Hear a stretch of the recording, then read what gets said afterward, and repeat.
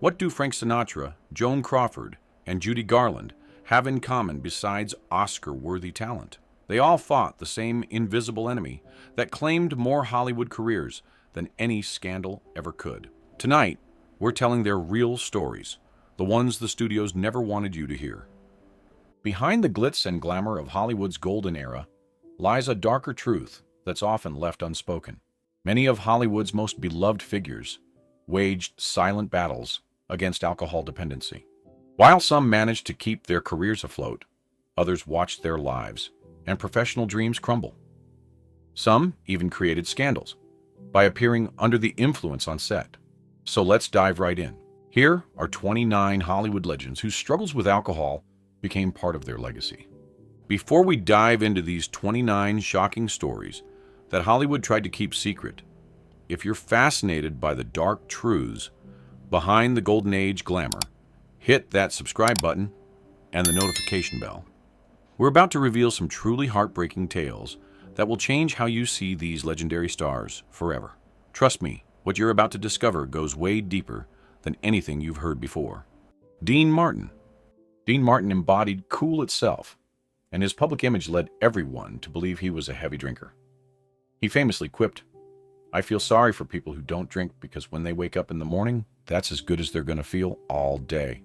This became the foundation of Martin's entire stage persona. The lovable, cheerful person who enjoyed alcohol. But here's the twist his daughter and closest friends eventually revealed. It was mostly an act. Martin frequently sipped nothing but apple juice from his glass during performances. Turns out, simply holding a drink and a cigarette elevated his reputation to legendary status. Men wanted to be him. Women wanted to be near him. This carefully crafted persona helped him become one of entertainment's biggest stars. Despite his public image, Martin was a devoted father who made it home for dinner and typically limited himself to one cocktail each evening with his wife. While his career was intimately linked with alcohol imagery, Martin seemed to walk a careful line between his public character and his private reality. However, everything changed in 1987 when tragedy struck the Martin family. His beloved son, Dean Paul Martin, a talented pilot and member of the California Air National Guard, was lost in a military jet crash in the San Bernardino Mountains. This devastating loss shattered Dean Martin in ways that no one had ever seen before. The man who had built his career pretending to love alcohol now turned to it for real comfort and escape from his overwhelming grief. Those close to Martin watched him withdraw from public life and begin drinking heavily for the first time in his life. The irony was heartbreaking. The man famous for his love of alcohol had rarely touched the stuff until genuine heartbreak drove him to it. Friends reported that he never truly recovered from his son's passing, and his health declined rapidly in his final years. Martin passed away in 1995 at age 78, leaving behind a legacy of charm and charisma that transcended his theatrical persona. Frank Sinatra. Beyond being one of the most iconic crooners of his generation, Frank Sinatra became equally famous for his relationship with alcohol. He preferred Jack Daniel's whiskey, which he consumed with very specific preparation. 4 ice cubes, 2 fingers of Jack, and a splash of water in a classic rocks glass. His consumption levels sometimes amazed even his personal physician. Sinatra's life was a perpetual performance embodied in the classic films he starred in. His temperament could shift dramatically when drinking, leading to confrontations with journalists or fellow cast members. His ex-wife reportedly locked herself in their bedroom after witnessing him drink gin, which signaled a turn toward aggressiveness. Sinatra and his Rat Pack were legendary for their alcohol consumption, with Sinatra famously dubbing Dean Martin part of an American Olympic drinking team. Despite his tough public persona, Sinatra was known for quiet acts of generosity. He secretly paid for many funerals of struggling musicians and never sought publicity for these kindnesses.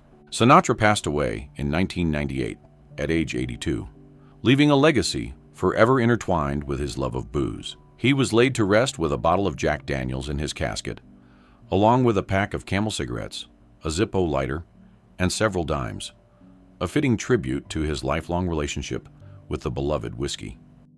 Elizabeth Taylor. Beginning her career at age 12 in MGM's National Velvet, Taylor was subjected to the brutal studio system that controlled every aspect of her life. She was given diet pills to control her weight, had little control over her roles, and was groomed for adult relationships while still a child. Her father reportedly physically abused her during her childhood, trauma she later discussed with Barbara Walters, though she claimed to have eventually forgiven him. Elizabeth Taylor was celebrated for her beauty and brilliance during Hollywood's golden age. Despite her success, she battled alcohol dependency and prescription medication addiction for many years. In 1983, she made headlines as the first celebrity to voluntarily seek treatment at the Betty Ford Center. Betty Ford, wife of then-President Gerald Ford, established this rehabilitation facility to help those struggling with addiction, inspired by Betty Ford's own recovery journey. Taylor's courageous decision to address her addiction marked a turning point in her personal life and profoundly impacted countless others who were privately battling similar demons. She helped destigmatize addiction and illuminated the path to recovery. Once free from addiction, Taylor discovered a new purpose beyond acting, advocating for AIDS awareness, prevention, and research. With her newfound platform, she leveraged her celebrity status and influence to raise awareness and funds for research and treatment programs. In this way, Elizabeth Taylor's journey from addiction to activism represents a transformation from darkness to light, inspiring millions of Americans to seek help and offering hope to those in need. Richard Burton. Richard Walter Jenkins Jr. was the 12th of 13 children in a desperately poor Welsh mining family. His mother passed away from postpartum complications when he was just 2 years old, leaving him emotionally abandoned by his grief-stricken father and raised by his sister Cecilia. Despite these harsh beginnings, he became the first in his large family to attend secondary school, where his mentor, Philip Burton, recognized his exceptional talent and essentially adopted him, even giving him his surname. At the height of his career and alcohol dependency in the 1970s, Burton consumed 2 to 3 bottles of vodka daily. He developed a notorious reputation during Hollywood's golden age for his openly excessive drinking habits with little regard for public image. He once assured a director that he would abstain from alcohol during their project, only to clarify that this meant limiting himself to 1 bottle of vodka per day. Paradoxically, Burton maintained a lifelong love of literature and could recite Shakespeare and Welsh poetry from memory even when heavily intoxicated. This contradiction between his refined intellect and self-destructive behavior haunted him throughout his career. Despite his personal troubles, Burton delivered an outstanding performance in the 1966 film Who's Afraid of Virginia Woolf, earning an Oscar nomination. However, his alcohol dependency continued to plague him. This was evident during the making of The Klansman, when he had to film several sequences while seated or lying down due to poor balance. Following filming's completion, Burton checked himself into a recovery center to address his addiction during a turbulent divorce from Elizabeth Taylor. He eventually committed to sobriety. However, the damage from years of heavy alcohol consumption had already taken its toll, and Burton passed away from liver cirrhosis and kidney failure in 1984. Judy Garland. Born Frances Ethel Gum in Grand Rapids, Minnesota, Judy Garland was thrust into show business by her ambitious mother at age 2 and signed with MGM at just 13 years old. The studio system subjected her to brutal control. She was given amphetamine-based diet pills to suppress her appetite, forced to drink black coffee and smoke cigarettes, and had virtually no control over her personal life or career decisions. By the time 17-year-old Garland finished filming The Wizard of Oz, she was already dependent on barbiturates and amphetamines. Her substance use had started when MGM executives decided she needed to lose weight and stay alert for grueling filming schedules. What made Garland's situation particularly tragic was that she never wanted to be in show business. She was naturally shy and preferred reading books to performing, but her mother's ambitions overrode her own desires. Despite her struggles, Garland showed remarkable resilience and generosity throughout her career, often helping other performers in financial trouble and maintaining close friendships with fellow entertainers who understood her pain. By 1968, years of prescription medication dependency and heavy alcohol use had devastated her body and voice. She had become dependent on both substances before turning 30. In an era when most Americans barely understood addiction as a medical condition, Garland's final years were marked by financial desperation, failed marriages, and declining health. Yet she continued performing until shortly before her passing from an accidental overdose in 1969 at age 47. Her estate was worth only $40,000, despite decades of earning millions for MGM. Judy Garland's story remains one of Hollywood's most heartbreaking examples of childhood exploitation, leading to lifelong addiction and premature loss of life. William Holden. Holden's early life was relatively stable until his parents divorced when he was young, creating emotional instability that would affect him throughout his life. His stepfather, George Beadle, adopted him and moved the family to California, where young Holden struggled with feelings of abandonment and identity issues that contributed to his later alcohol dependency. William Holden became one of Hollywood's most bankable leading men, starring in classics like Sunset Boulevard, Stalag 17, and Network. However, behind his golden boy image lived a man increasingly dependent on alcohol to cope with stardom's pressures and personal demons. Holden's drinking problem became more severe after his affair with actress Audrey Hepburn during filming of Sabrina in 1954. When she ended the relationship to marry Mel Ferrer, Holden was devastated and turned more heavily to alcohol. Those close to Holden described him as a deeply sensitive man who used his charming public persona to mask profound loneliness and self-doubt. His relationship with actress Stephanie Powers in his later years provided some stability, but even she couldn't prevent his slide into alcoholism. Powers often had to avoid him when he was under the influence, which led to periods of isolation that only worsened his condition.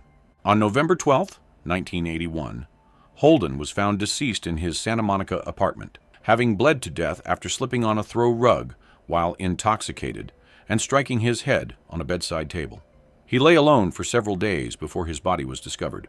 The Los Angeles County coroner found that Holden had a blood alcohol level of 0.22, nearly 3 times the legal limit. His tragic passing at age 63 marked the end of a career that had brought joy to millions, while highlighting the devastating personal cost of untreated alcoholism. Leonard Nimoy. Born to Ukrainian Jewish immigrants who had fled persecution, Nimoy grew up in a cramped tenement in Boston's West End, where his father Max ran a barbershop and his mother Dora was a housewife. As a child, Leonard sold newspapers and shined shoes on the streets of Boston to help support his family, displaying an early work ethic born of necessity. Nimoy was best known as Mr. Spock, but behind his beloved character, he struggled with alcohol dependency while filming the legendary Star Trek series. Nimoy admitted that he used alcohol to cope with the difficult and lengthy production days. The pressure of sudden fame and fear of being typecast in the role of Spock created an internal conflict that drove him to drink. He later said he felt trapped between his own identity and the character that made him famous. William Shatner, Nimoy's co-star, remarked that Nimoy used alcohol as a shield against fame's enormous expectations, and what began as one drink grew into a pattern of addiction. Eventually, Nimoy decided it was time to seek treatment and undergo rehabilitation to address his alcoholism after Star Trek filming was completed. Despite his efforts to conquer this problem, Nimoy eventually succumbed to another habit, smoking, which claimed his life at age 83. His reputation as Mr. Spock lives on, but his personal challenges serve as a sobering reminder of the real hardships that underpin the great characters we cherish. Cary Grant.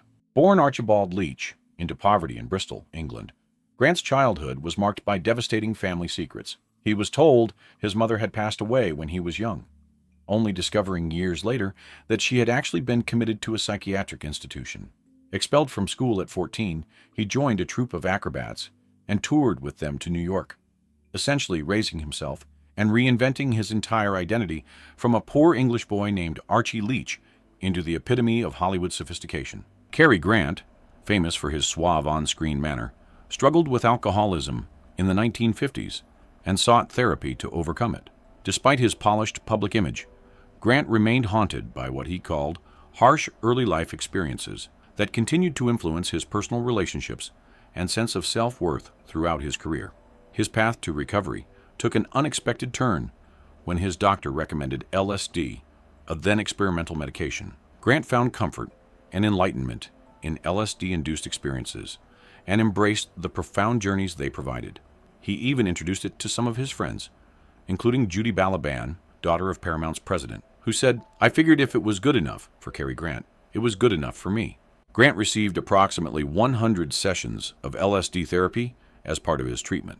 Although unusual, this approach transformed his outlook on life and increased his overall well-being.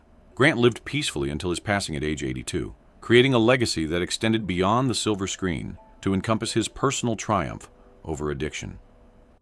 Oliver Reed. After completing compulsory military service in the Royal Army Medical Corps, Reed initially worked in various jobs before finding his way into acting as an extra in the late 1950s.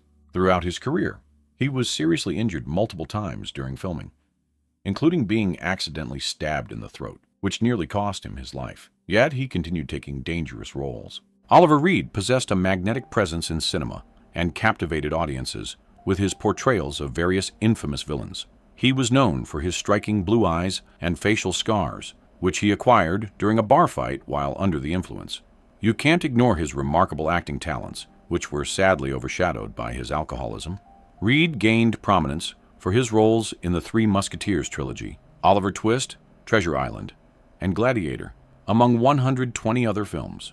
Unfortunately, he passed away after completing his work on Gladiator as a result of a heart attack following a drinking competition with Royal Navy sailors at a Malta tavern. Before all this, he was Hollywood's most sought-after actor.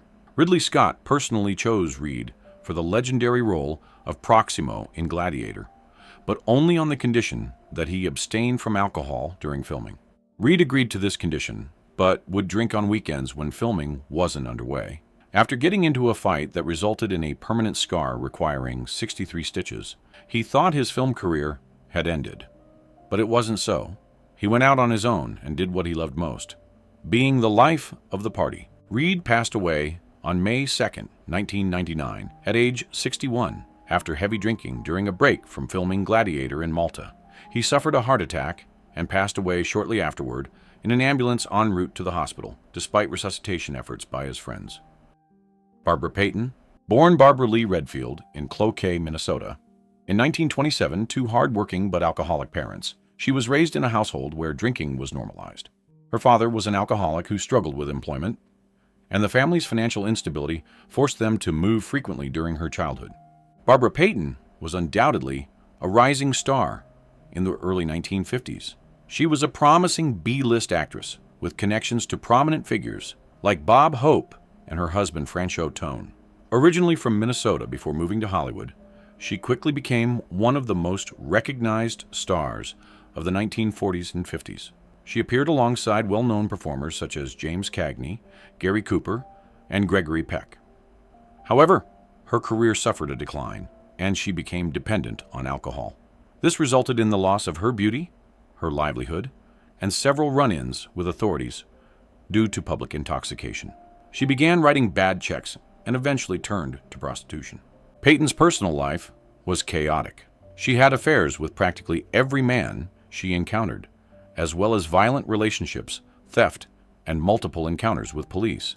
Despite her later troubles, those who knew Payton in her early Hollywood days described her as genuinely kind-hearted and generous with struggling actors, often lending money she couldn't afford to lose. During the 1960s, her alcohol dependency worsened, leading to a miserable existence. Her life took a drastic turn when she lost custody of her child due to her lifestyle. She was charged with public intoxication in 1962 after being spotted sleeping at a Sunset Boulevard bus station in a coat and bathing suit. After that, she was again arrested for disorderly conduct while under the influence at a rowdy afternoon party, and she soon began spending numerous hours at bars and taverns. Sadly, she passed away at age 39 from heart and liver complications. John Barrymore. Born into the prestigious Barrymore acting dynasty, John faced the crushing pressure of living up to his family's legendary theatrical reputation while battling the family curse of alcoholism that plagued multiple generations. His daughter Diana Barrymore would later struggle with the same addiction, and his son John Drew Barrymore would become a violent alcoholic whose behavior traumatized young Drew Barrymore.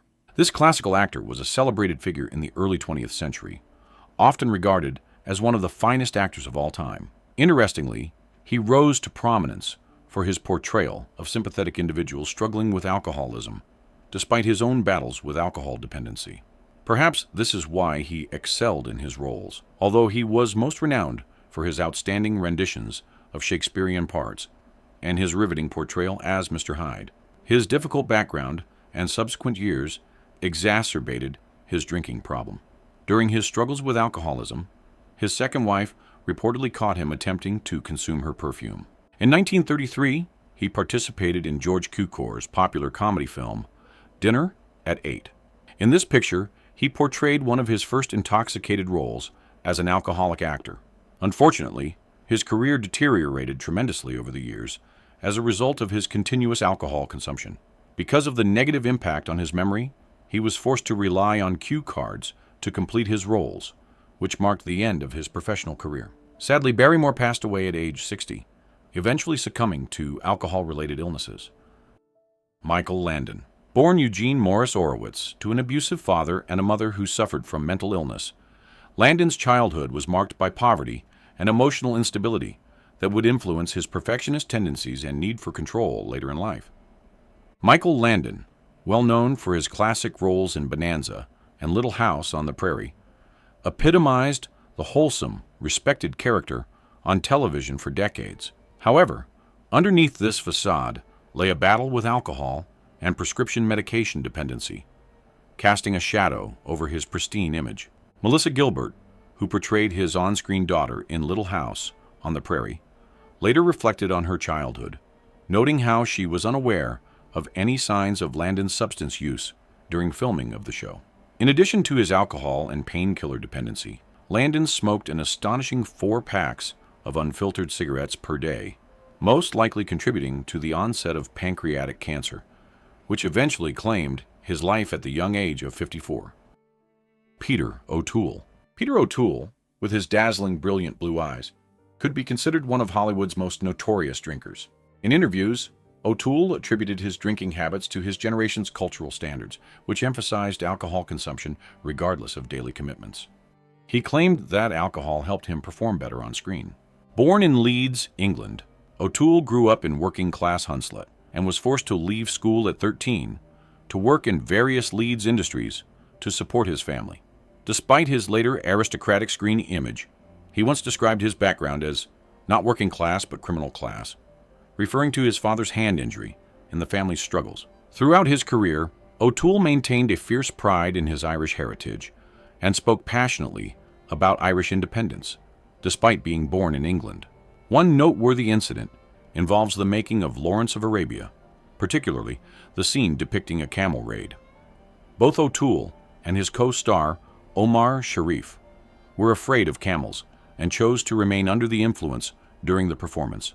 This choice, often dubbed liquid courage, speaks to the lengths actors might go to overcome their fears. Robert Shaw. Shaw's childhood was devastated when his father, an alcoholic and manic depressive doctor, took his own life when Robert was only 12 years old, leaving him as the oldest of 5 children to help support the family.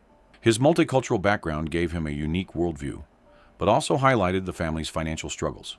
The production of Jaws, 1975, faced many challenges, including issues with mechanical sharks, rough seas, and tensions among cast members.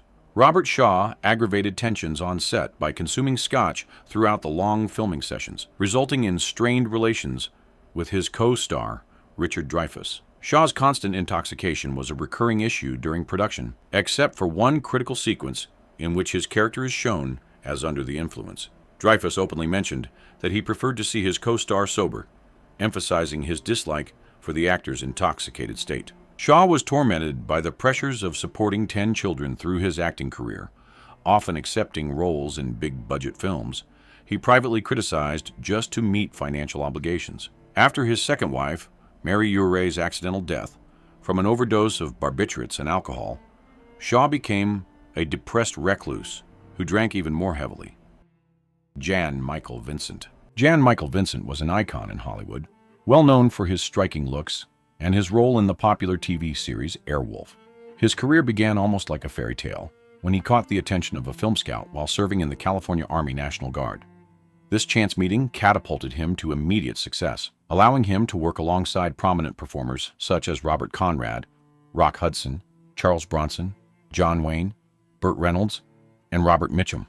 During the production of Airwolf, Vincent's drinking became so problematic that safety protocols were implemented, and after one incident where his stunt double was severely injured in a helicopter crash, rumors spread that Vincent had been too intoxicated to perform the sequence himself. However, what was supposed to be a promising career ended in tragedy, after Vincent's excessive alcohol and substance use led him down a destructive path. Everything changed after Vincent achieved one of the biggest milestones in his career by earning a record-breaking paycheck for his part on Airwolf, making him the highest-paid actor in television history. At the time, at $200,000 per episode, his newfound wealth allowed him to indulge in dangerous addictions such as cocaine and alcohol. During the second and third seasons of Airwolf, his addictions grew more apparent, causing production delays and financial overruns, ultimately leading to the show's cancellation. He was arrested for driving under the influence multiple times and was involved in car crashes resulting in serious injuries. In 2012, due to complications from peripheral artery disease, his right leg was amputated below the knee. As time went by, his once perfect looks and charming face showed signs of premature aging due to substance abuse. Errol Flynn. Errol Flynn was the epitome of charm and machismo, and his role as the iconic swashbuckler in films such as Robin Hood and Captain Blood made a lasting impression. Behind the scenes, however, his life was a wild ride of decadence, depravity, and unrelenting adventure. This infamous ladies' man took pride in his image as a seductive rogue, a strong warrior, a cocaine enthusiast, and a dedicated drinker. Flynn found himself not just clinking glasses with Fidel Castro in Cuba, but also hosting parties at his Malibu bachelor home, which he shared with fellow actor David Niven. The house earned a nickname, Cirrhosis by the Sea, due to the sheer volume of alcohol consumed within its walls. Flynn would host wild parties driven by intimate encounters, alcohol, and cocaine. His devotion to excess was so strong that he once wandered onto film sets while under the influence. Flynn's pleasure-seeking lifestyle was cut short when he collapsed in an elevator in his early 30s. Following this, a medical practitioner informed him that his heart and lungs had been irreparably damaged. Ultimately, he passed away due to a heart attack when he was just 50 years old. Humphrey Bogart. Born on Christmas Day, 1899, to a wealthy New York family, his father was a successful surgeon and his mother a prominent illustrator. Bogart's privileged upbringing contrasted sharply with the tough guy characters he would later portray. His Dutch-American heritage connected him to New York's founding families, yet he deliberately cultivated a working-class persona that masked his upper-crust background. Humphrey Bogart is regarded as one of the greatest male actors in American cinema history, earning multiple Academy Award nominations and delivering spectacular performances in timeless classics. Yet in his personal life, he was renowned for frequent drinking. According to one of his friends, Bogart was a pleasant man until around 11:30 p.m., when he could become furious, stubborn, or even harsh and violent. As his great career continued, his alcohol consumption began to affect his performance. He frequently arrived on set under the influence or with a hangover. Despite drinking alongside performers like Richard Burton and Frank Sinatra, Bogart regularly got into trouble due to his behavior while intoxicated. His lifelong habits of drinking and smoking damaged his health. In 1956, he was diagnosed with cancer and passed away shortly after. Even in his final days, he could still be seen enjoying a glass of sherry. W.C. Fields. Born William Claude Dukenfield in Darby, Pennsylvania. Fields had a notoriously difficult relationship with his father and reportedly left home multiple times as a child due to physical abuse. He began juggling as a child and spent his teenage years perfecting his craft alone, practicing for hours daily to escape his troubled home life. W.C. Fields was a renowned actor and one of America's greatest comedians, known for his exquisite timing and hilarious grumpiness. He perfectly integrated his real-life attitude with his on-screen personas and is celebrated for his distinctive nasal voice and outgoing personality and fondness for alcohol. Fields rose to fame in his mid-50s, but his life nearly ended prematurely a few years later. This came after his drinking had reached an extraordinary level, with reports indicating that he consumed approximately 2 quarts of gin every day. This resulted in serious health concerns, including delirium tremens, and after barely making it through films like Poppy and The Big Broadcast, Paramount terminated him. Despite his persistent alcoholism, Fields had a significant recovery phase around that time. He became a regular on the popular radio show Chase and Sanborn Hour in 1937, where he found peace in the relatively easy task of radio broadcasting. This radio popularity allowed him to preserve his celebrity status while his health recovered, finally allowing him to return to cinema. Fields spent the remaining 22 months of his life at the Las Encinas Sanitarium in Pasadena, California. Remarkably, Fields maintained elaborate financial records and kept dozens of bank accounts under assumed names across the country, revealing a deep-seated fear of poverty that stemmed from his impoverished childhood. On Christmas Day, 1946, the holiday he claimed to loathe, he had a catastrophic gastrointestinal hemorrhage and passed away at age 66. Bernard Lee. Bernard Lee had a very active career in the performing arts, with a half-century of experience as an actor and over 100 film and television performances to his credit. He began his career at age 6, dabbling with stage productions before becoming well known in the film industry. Undoubtedly, his most significant success was portraying the role of M, the commander of the British Secret Service, in 11 James Bond films. However, Lee's personal life was marked by tragedy. Lee's personal tragedies began when his first wife, Gladys Meridew, perished in a horrific house fire at their 17th century home in Kent in 1972, an incident that also left Lee hospitalized. Just weeks later, he was brutally mugged and robbed by 2 youths, a double trauma that sent him into a devastating spiral of alcoholism and depression. In a remarkable display of friendship, Richard Burton encountered Lee by chance in a pub, learned of his troubles, and immediately wrote him a check for $6,000 to clear his debts, along with a note saying, "Everyone has a spot of trouble once in a while." Before his fame, Lee worked as a fruit porter to pay his tuition at the Royal Academy of Dramatic Art, demonstrating the working-class determination that would define his character. His addiction was believed to be serious enough that during breaks from filming the Edgar Wallace television series, measures were taken to prevent him from consuming alcohol. Despite these efforts, Lee allegedly found ways to satisfy his craving. Even noted heavy drinker Richard Burton allegedly claimed that he couldn't match Lee's tolerance for alcohol. Lee passed away at age 73 from stomach cancer, which was most likely caused by his heavy alcohol consumption. Gail Russell. Born to parents who placed enormous pressure on her to succeed in Hollywood, Russell was a naturally introverted child who preferred solitude and took up the solitary hobby of charcoal drawing at age 5. Even as a small child, she had an agonizing fear of big cities, despite living in Chicago, and her mother's determination to push her into acting went directly against her shy, retiring nature.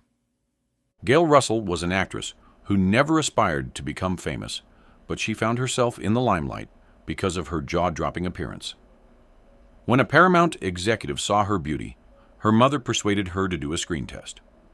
Russell's stage fright was so severe that she would break down in tears after every 5 or 6 lines of dialogue during filming, and she had to be coached to use alcohol to calm her nerves, a decision that would ultimately destroy her life. Russell married actor Guy Madison in 1949, despite reports that she was romantically involved with her co-star John Wayne. Her marriage to Madison was difficult, resulting in divorce in 1954.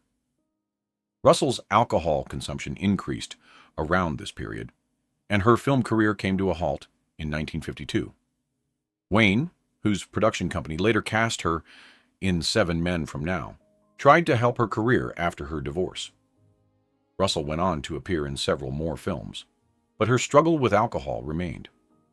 Things took a dramatic turn when she was discovered deceased in her Los Angeles residence in 1961 at age 36. The cause of death was listed as acute and chronic alcoholism. Spencer Tracy. Alcohol had a significant influence in the troubled life of iconic actor Spencer Tracy. Born to Irish Catholic parents in Milwaukee, Tracy's father was a working-class truck salesman, and his mother came from a wealthy Presbyterian family, creating a complex mix of religious guilt and class consciousness. His deep Catholic faith created a moral framework that tormented him throughout his life. He believed his son's deafness was divine punishment for his personal failings, a guilt he carried until death. James Curtis, in his biography of Tracy, documents the actor's extensive struggles with alcoholism. Medical records from a 1942 visit to Johns Hopkins provide insight on Tracy's drinking history, stating that he would begin alcoholic retreats after finishing a film, which lasted around a week or 10 days, approximately every several months. Tracy's insomnia was legendary. Unable to sleep due to consuming gallons of coffee and tea during the day, he would spend his nights bedeviled by his own personal demons and do his best work preparing for the next day's filming in the early morning hours. Despite understanding the consequences, Tracy couldn't resist the temptation of alcohol. This is why he would isolate himself in luxurious hotels, skipping engagements and frustrating everyone around him. Tracy's remorse about his intoxication quickly became a source of misery, fueling his destructive conduct. Even after years of abstinence, he admitted to craving martinis any time he saw them.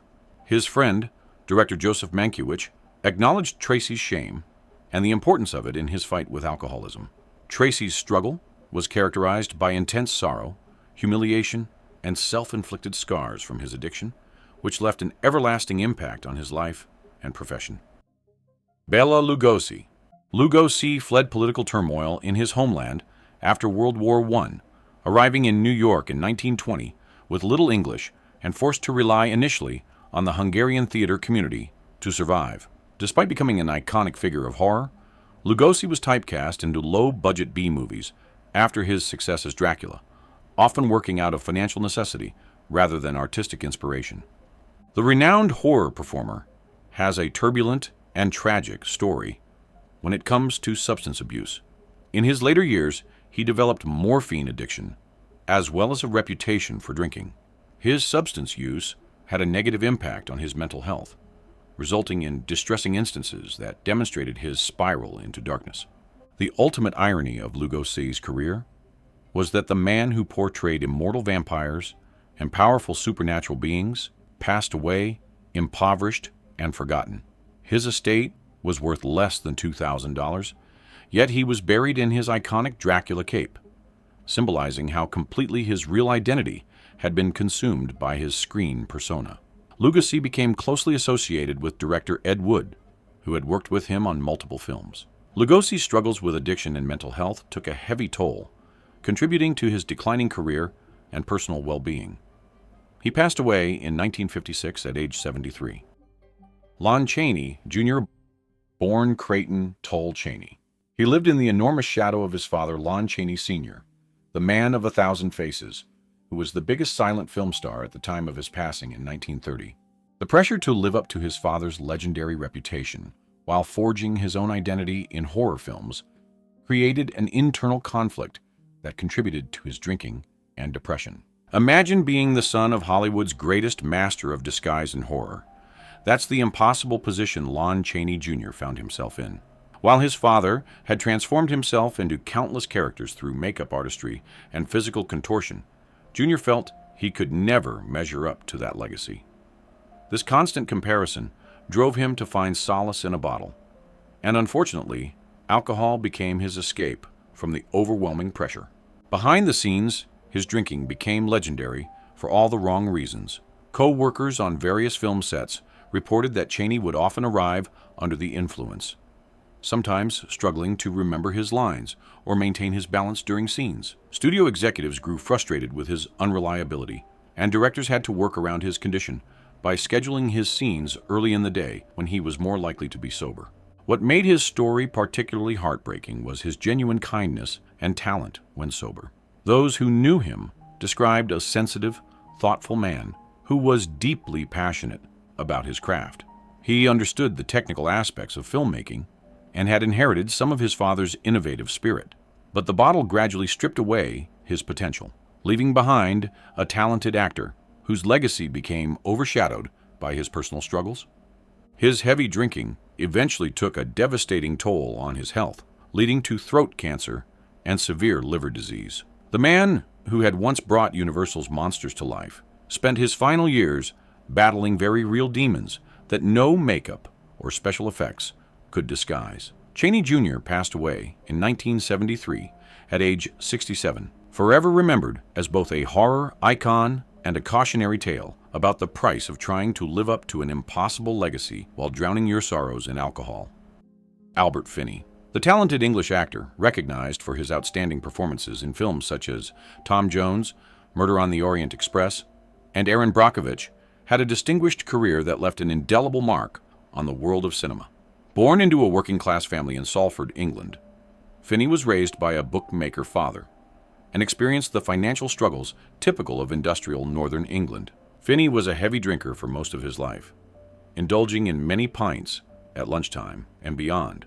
Reflecting on his life, he once openly acknowledged how much he consumed alcohol and questioned how he was still able to do so as he grew older.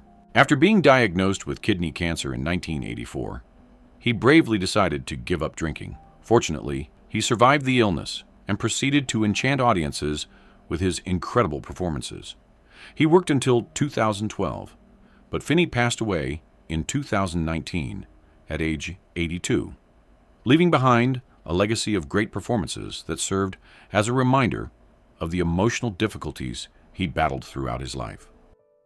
Broderick Crawford, winner of the Academy Award for Best Actor for his portrayal of Willie Stark in All the King's Men, 1949. Crawford's Oscar triumph represented the peak of a career that would be increasingly undermined by his alcoholism. Broderick Crawford struggled with the pressures of fame and turned increasingly to alcohol as a way to cope. Participating in the weekly program intensified his difficulty, forcing the cast and crew to discover methods to accommodate his condition.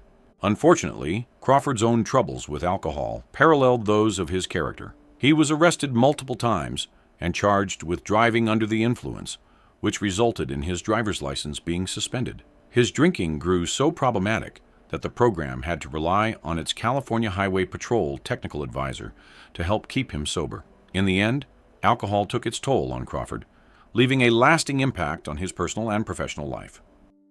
Gig Young. On the early afternoon of October 19, 1978, the accomplished American actor recognized for his award-winning performances unexpectedly passed away. This occurred after Young pointed a handgun at the back of his wife Kim Schmidt's head and fired the trigger, ending her life instantaneously. Following this awful crime, Young, 64, turned the pistol on himself and took his own life. They had just been married for 3 weeks, marking Kim Young's 5th wife. No one is sure about the motive, and Young carried the reason to his final resting place. But one thing is certain. He had a difficult life, which most people believe contributed to his actions, including how Young's career had been hampered by the negative effects of alcohol and medications. His addiction to Valium, along with high alcohol usage, had a negative impact on his work life. He was even expelled from the set of the comedy picture Blazing Saddles on the first day of filming due to a collapse induced by substance usage. Despite his personal struggles, Young managed to deliver memorable performances, including his notable role in The Twilight Zone. However, his career was not enough to keep him afloat, as he continued to struggle with his addiction to alcohol. He tragically ended his own life with a .38 caliber bullet. Ray Milland. Born Alfred Reginald Jones in Wales to a working-class family, Ray Milland's early life was marked by the loss of his father when he was young, leaving his mother to raise 4 children alone in difficult financial circumstances. He joined the British Army as a young man and later worked as a stable hand and in various odd jobs before making his way into acting. Ray Milland's career took its most significant turn when he portrayed an alcoholic writer in Billy Wilder's groundbreaking 1945 film The Lost Weekend, earning him an Academy Award for Best Actor. The film was revolutionary as the first major Hollywood production to tackle alcoholism head-on, and Milland's performance was so convincing that many assumed he was drawing from personal experience. To prepare for the role, Milland spent time observing patients at alcoholism treatment centers and studying the physical and psychological effects of withdrawal. While rumors persisted throughout his career that Milland had his own struggles with alcohol, these were largely unsubstantiated, though the intensity of his performance and his method preparation techniques may have contributed to the speculation. What made Milland's portrayal particularly powerful was his ability to convey the shame, desperation, and physical agony of addiction without sensationalizing it. Despite his success in dramatic roles, Milland was personally known for his professionalism and reliability on set, characteristics that stood in stark contrast to many of his contemporaries who struggled with similar demons. Milland continued working steadily until late in his career, proving that his convincing portrayal of addiction came from exceptional acting ability rather than personal experience. He passed away in 1986 at age 79, having maintained sobriety throughout his life while helping to create one of cinema's most important depictions of alcoholism. Veronica Lake. Veronica Lake became an icon of 1940s cinema with her signature hairstyle and sultry screen presence in film noir classics. However, her meteoric rise was followed by an equally dramatic fall due to alcoholism and mental health issues. By the late 1940s, Lake's career began to decline, due in part to her growing alcohol dependency. Her drinking started as a way to cope with the pressures of fame and her troubled personal life, including multiple failed marriages. Lake's descent into alcoholism was both severe and rapid. She went from being one of Hollywood's most photographed stars to working as a cocktail waitress in a New York hotel bar by the 1960s. She struggled with mental health issues alongside her addiction, and her once stunning looks were ravaged by years of heavy drinking. Lake passed away in 1973 at age 50 from hepatitis and kidney failure, largely forgotten by the public that had once idolized her. Her story remains one of Hollywood's most tragic examples of how quickly fame can turn to obscurity when addiction takes hold. These stories remind us that behind every glamorous facade, real people faced real struggles.